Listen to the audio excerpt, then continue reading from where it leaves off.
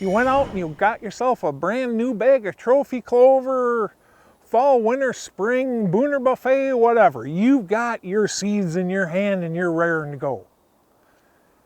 Before you even think about breaking ground out there, go through, if you're talking a new location, figure out where it's going to do you the most good. Way too many of us, oh, I got a corner in that back 40 there, got a little bit of meadow area, I'll just go in there and I'll turn that over and throw it in, and it might work out good. But here's my question. Before you ever plant a seed, if you're planning on hunting that plot or planning on doing some hunting revolving around that plot in any way, shape, or form, where's your stand going to be? What's your safe wind? How are you going to get in? How are you going to get out without busting deer? Because I don't care if this food plot location draws deer like you wouldn't ever believe. If I'm busting the snot out of those deer when I'm going into hunting them and I'm going out, you know what? That food plot ain't going to be very good anymore for very long. Now, there's situations where that makes sense. Maybe I can't hunt where that plot is, but the does are bedding back here. I got a funnel here and I can get, oh geez. Yeah, putting that food there makes all the sense in the world because those deer are going to be going right through that funnel. I can get to that funnel, hunt it, and get out without them ever having a clue. How do you find those ideal, perfect setups? I'm telling you, they rarely happen by accident.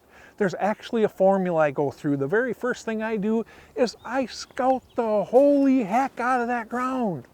I want to know what that ground has to offer, what that topography has to offer, what the habitat has to offer, and then what are the deer doing and how are they utilizing that habitat.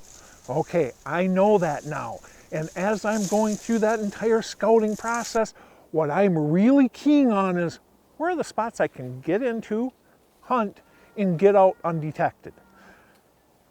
What's the level of deer sign there? How much usage is actually occurring there already?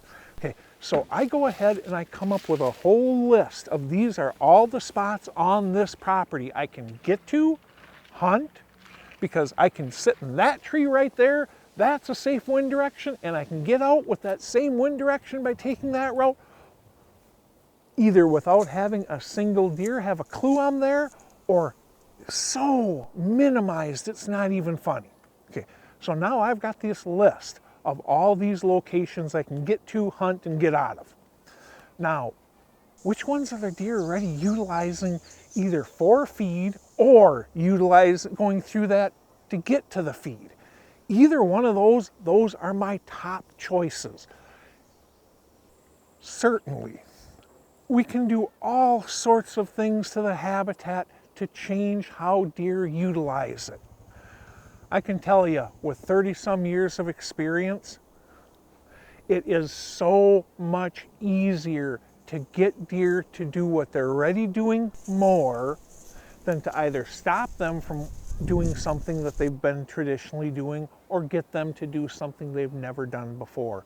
So that's why I'm targeting specifically those areas that the deer are already either feeding in or using it to transition through to feed, because they have feed on their mind. If they're already walking through here for feeding, I put a food plot there, man, that's going to do nothing but improve. Before you go ahead and clear any timber, before you break any dirt, you select that tree, preferably two of them for various wind directions, and how I can get in here, how I can get out. Then you break that dirt and put in that plot. That is how you find the perfect location. You find it by going ahead and focusing on the perfect locations that we can get to, hunt, and get out of safely. Because if those deer do not see us, if they do not hear us, if they do not smell us, it is if we were never there. Final thoughts, brought to you by Huntworth. One of the biggest mistakes people make is they get that bag of seed and they go out there and break dirt without even thinking, how am I going to hunt this plot? If you want to build the perfect food plot, you find those locations you can get to, hunt, and get out of safely without a deer having a clue you're there. And then you select the areas from that group that work the best for feeding. Okay? You do that, and you can make yourself a spectacular plot, but you find that tree to put that stand in before you ever think about breaking dirt.